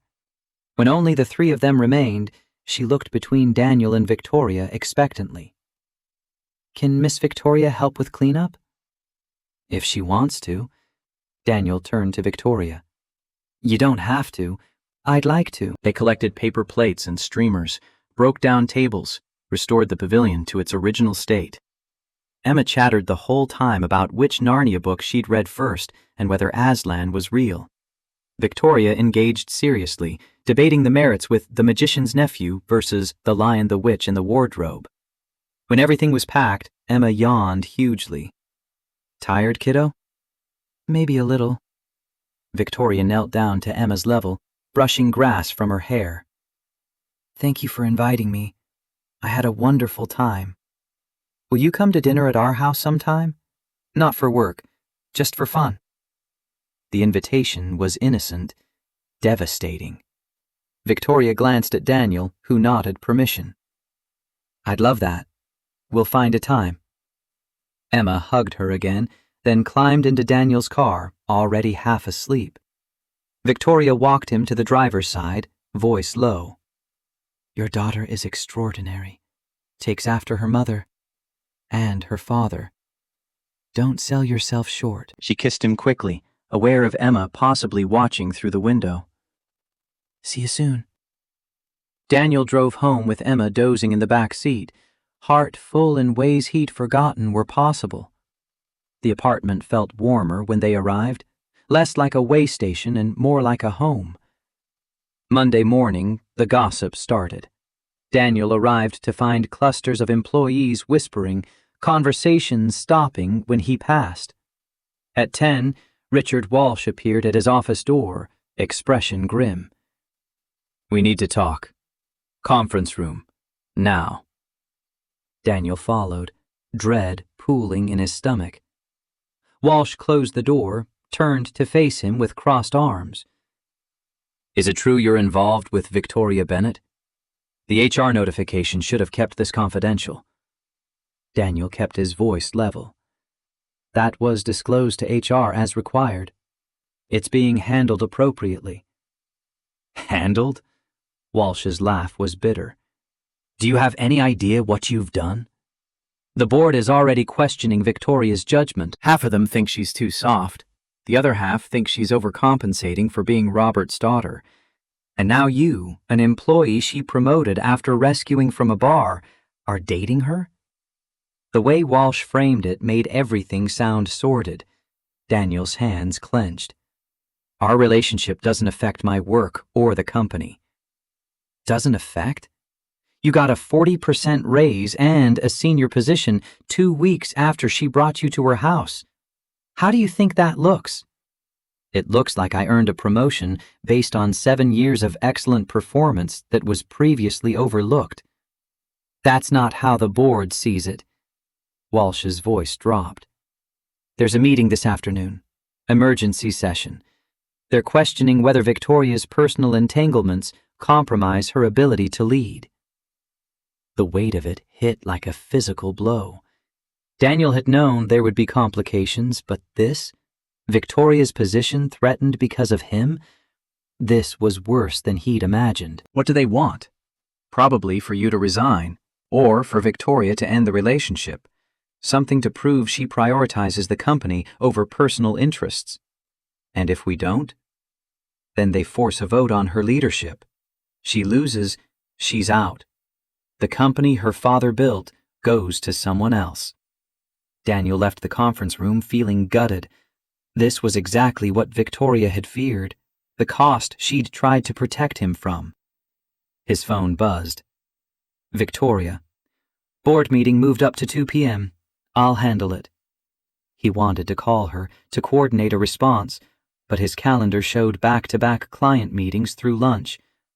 The afternoon crawled. At 1:45, Daniel watched executives file into the 17th floor boardroom, faces grave. At 3:30, Victoria's assistant found him. "Ms. Bennett needs to see you. Her office, please." Daniel's stomach dropped.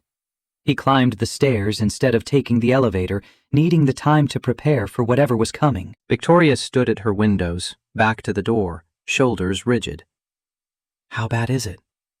She didn't turn around. "The board has concerns. About my judgment, my priorities, whether I can make objective decisions when my personal life intersects with company interests." "What did you tell them?" "That my personal life is irrelevant to my ability to lead. That you earned your promotion on merit. That we followed every HR protocol and established appropriate boundaries." And they didn't buy it.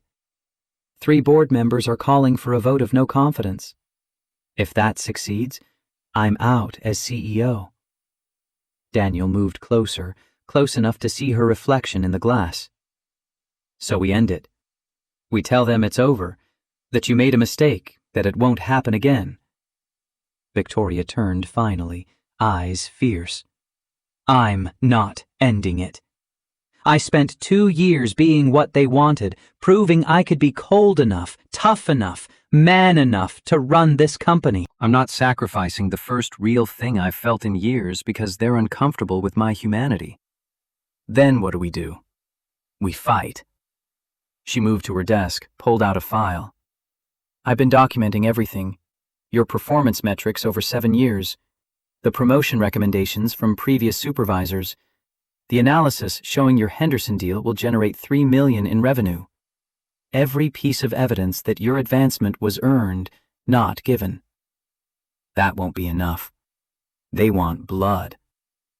Then they can have mine, but I won't give them yours." The declaration was absolute, brooking no argument. Daniel's chest ached with how much he wanted to believe her, how terrified he was that this would destroy everything she'd worked for.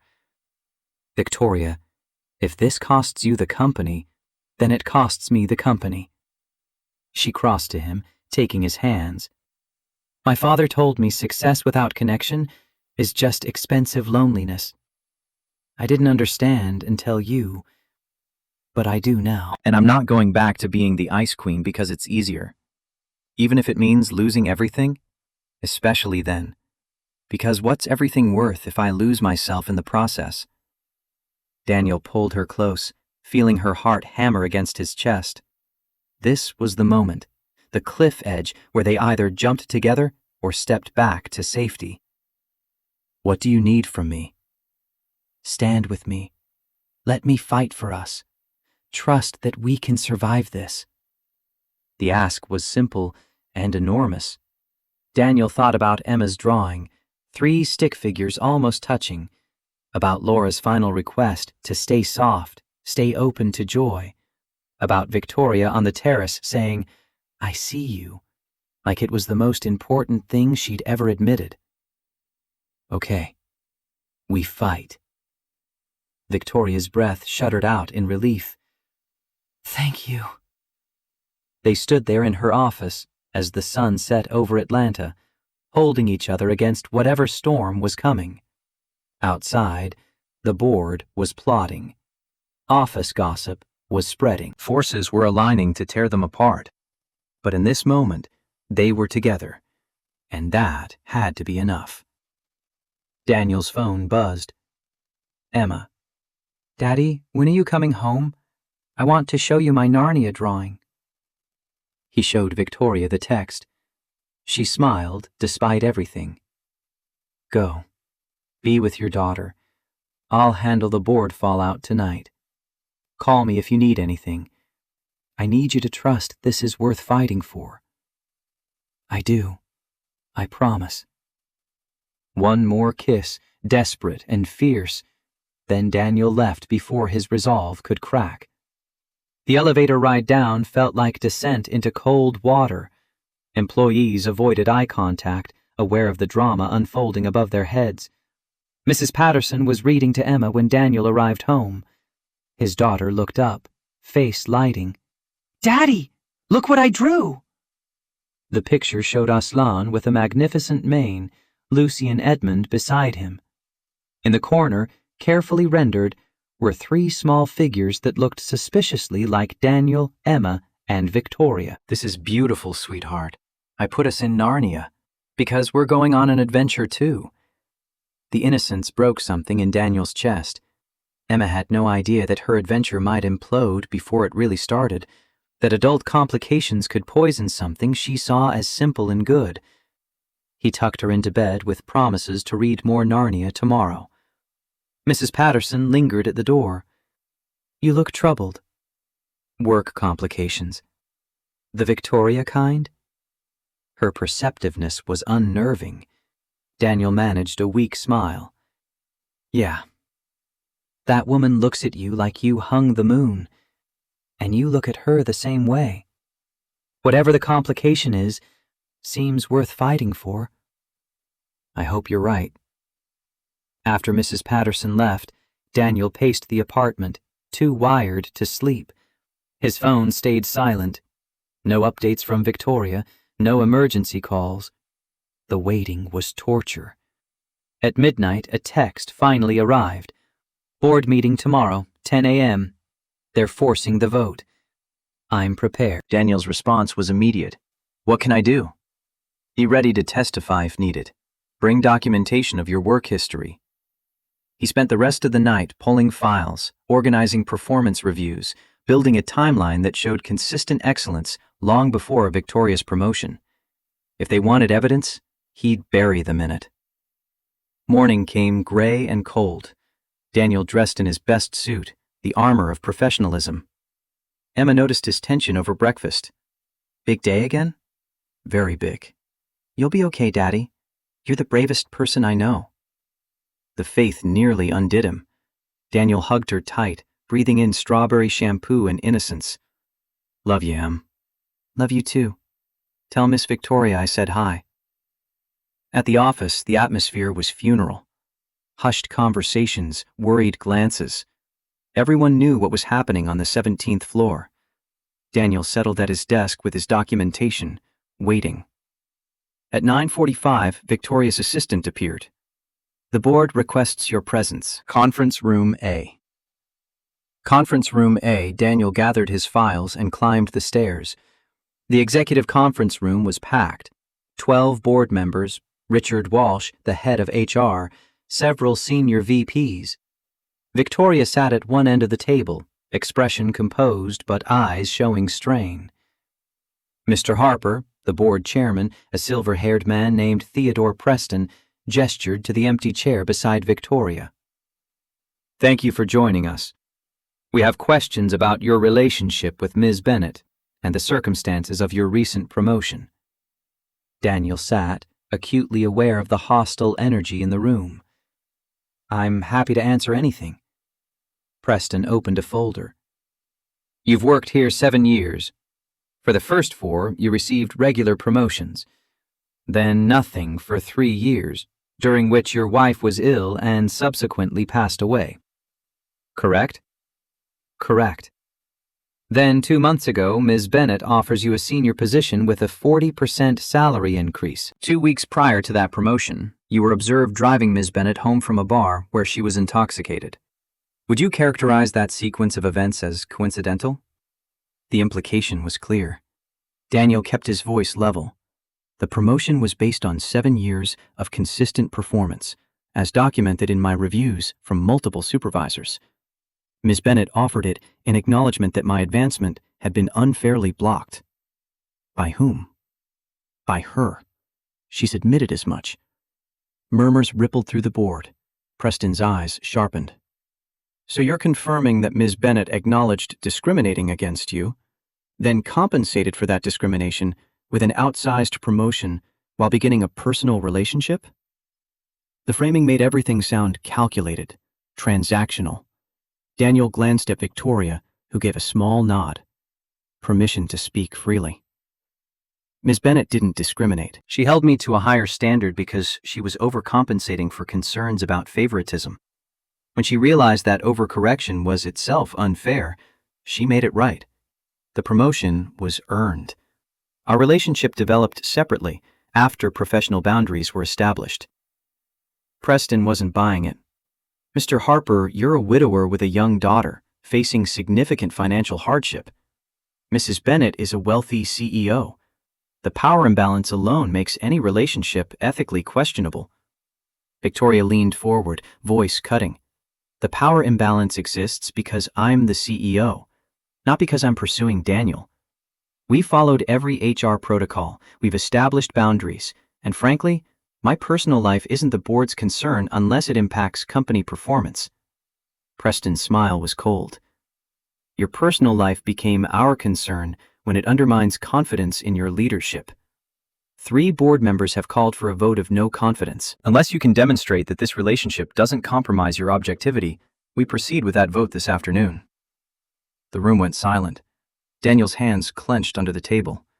This was it. The moment where Victoria had to choose between the company and him. She stood slowly, commanding the room's attention. "My father built this company on the principle that people matter more than profit, that integrity and compassion aren't weaknesses, they're strengths. For 2 years, I've been trying to prove I could run this company like a man, cold, objective, untouchable." She paused, meeting each board member's eyes. "But that's not leadership. That's performance. And I'm done performing. Theodore, you've known me since I was 12. You watched my father prioritize people over quarterly returns and build something that lasted. I'm asking you to trust that I can do the same." Daniel Harper earned his promotion through 7 years of excellent work. Our relationship is separate from that, disclosed appropriately, and managed with clear boundaries. If the board cannot accept that I can be both professionally competent and personally human, then perhaps I'm not the right CEO for this company. The challenge hung in the air. Preston exchanged glances with the other board members. We'll take a 30-minute recess to discuss. The board filed out. Daniel and Victoria remained seated, not touching despite the desperate urge to reach for her. That was either brilliant or career suicide. Victoria's laugh was shaky, probably both. But I meant every word. What happens if they vote you out? Then I lose the company my father spent 40 years building.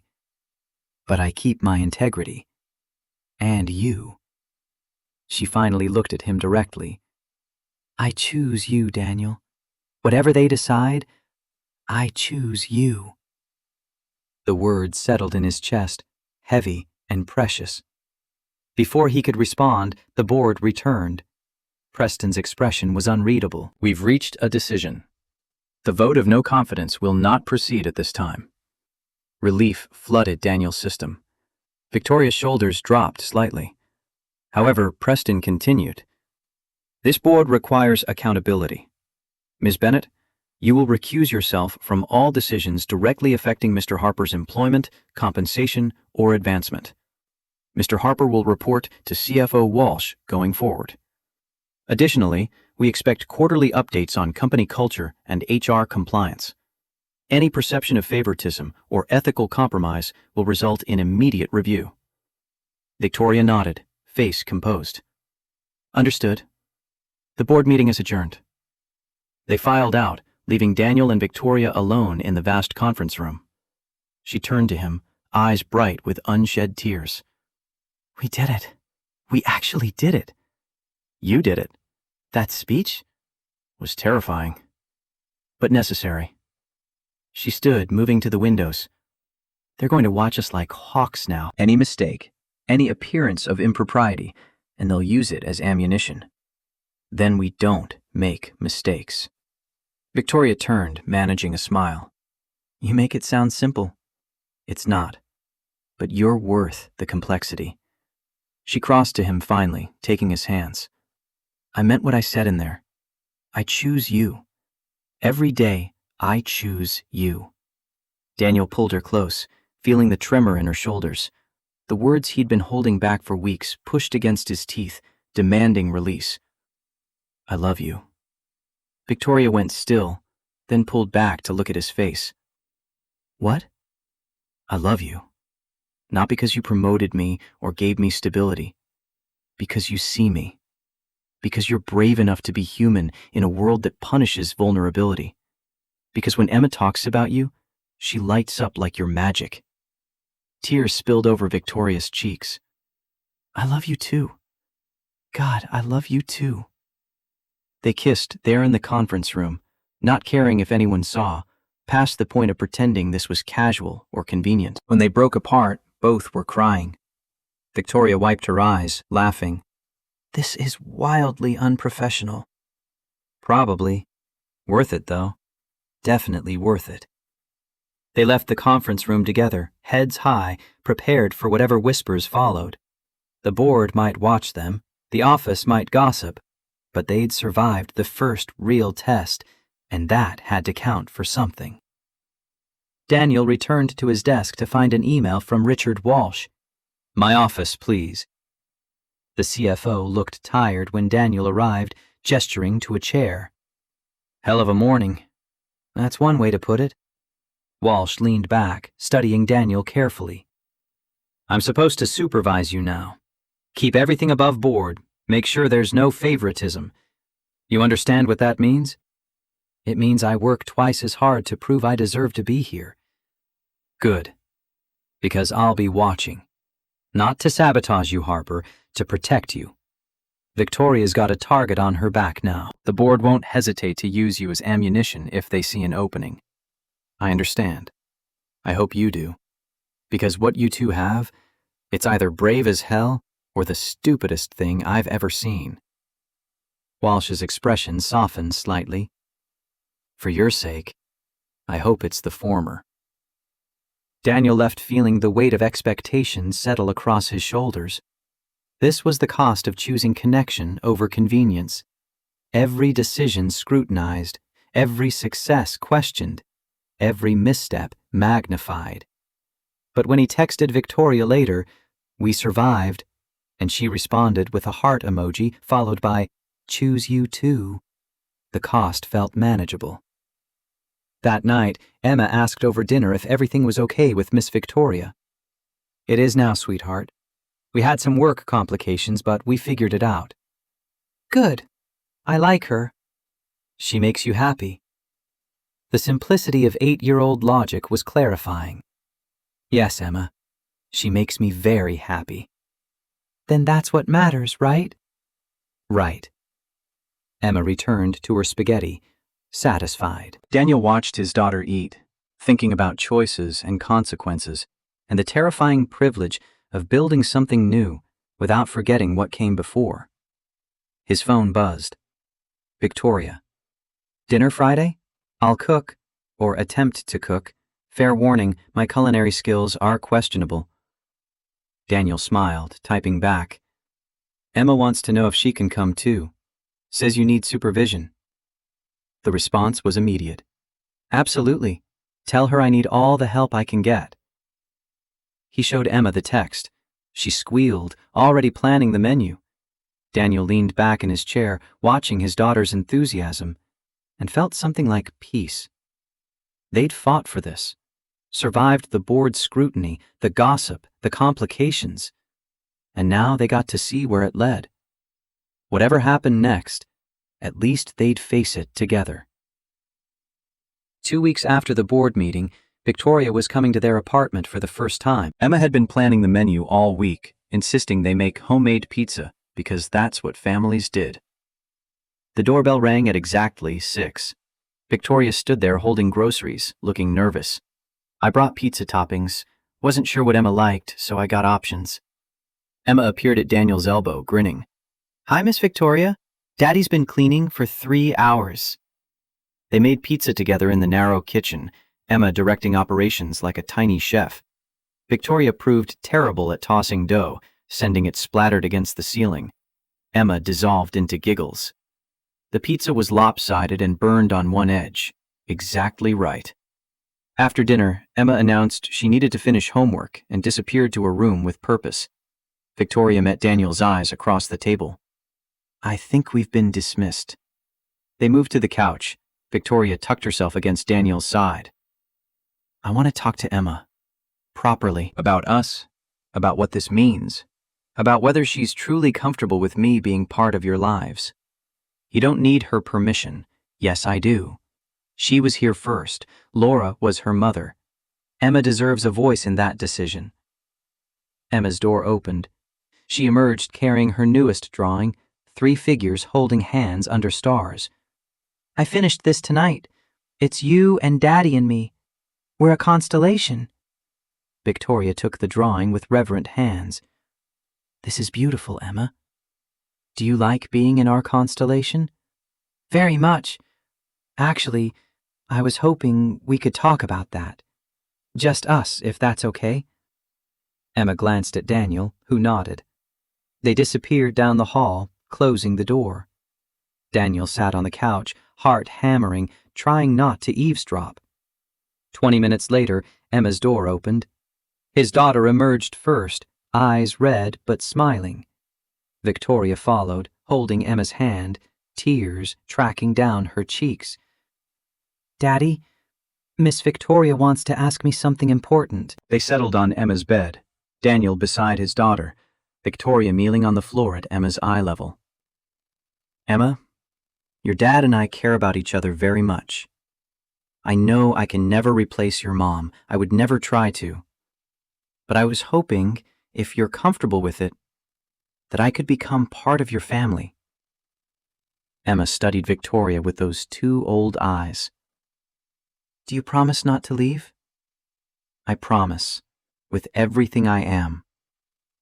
"Do you promise to love my daddy even when he's sad about mommy sometimes?" "Especially then." Emma walked to her bookshelf, pulled down a framed photo, Laura holding baby Emma, both laughing. She brought it to Victoria carefully. "This is my mommy." She was the best mommy in the whole world. She was brave and funny, and she made really good pancakes. Victoria took the photo gently. She was beautiful and so brave, and she made the most wonderful daughter I've ever met. Emma's lower lip trembled. Mommy told me something before she went to heaven. She said Daddy would be very sad for a long time, but one day he'd smile again. Real smiles, not pretend ones. She said when that happens, I should be happy for him because it means he's healing. Daniel's throat closed completely.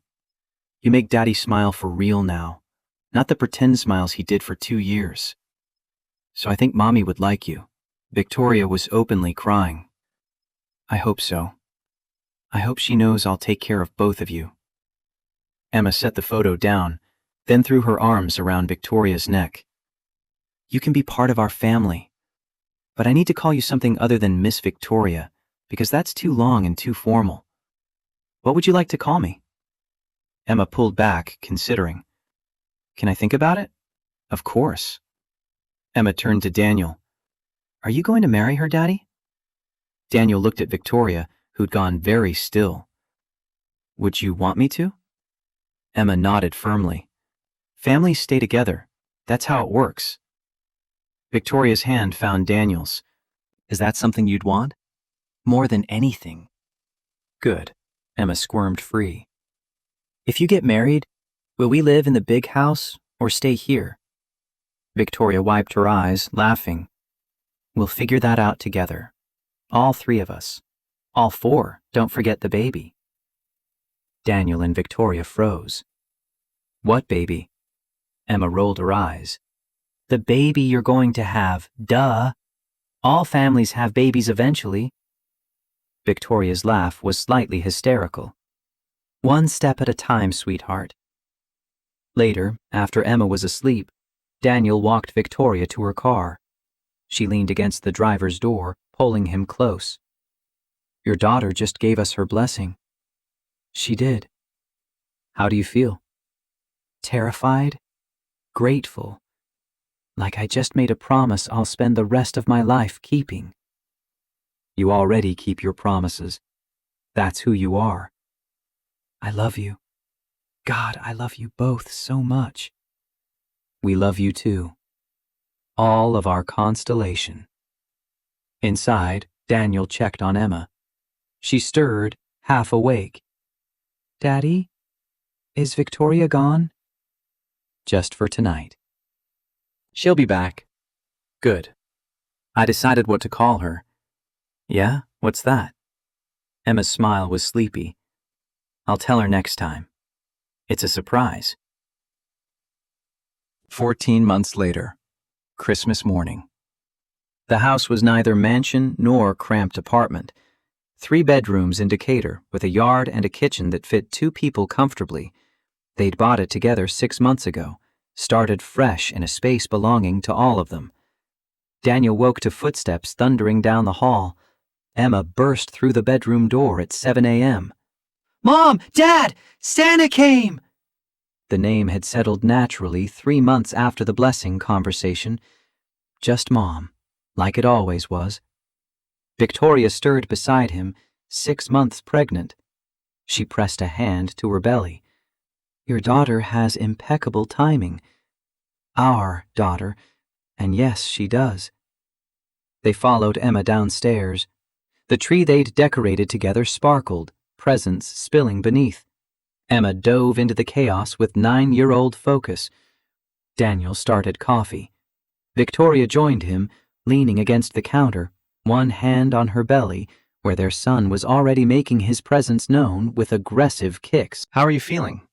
Enormous, excited, slightly terrified we're going to break this one.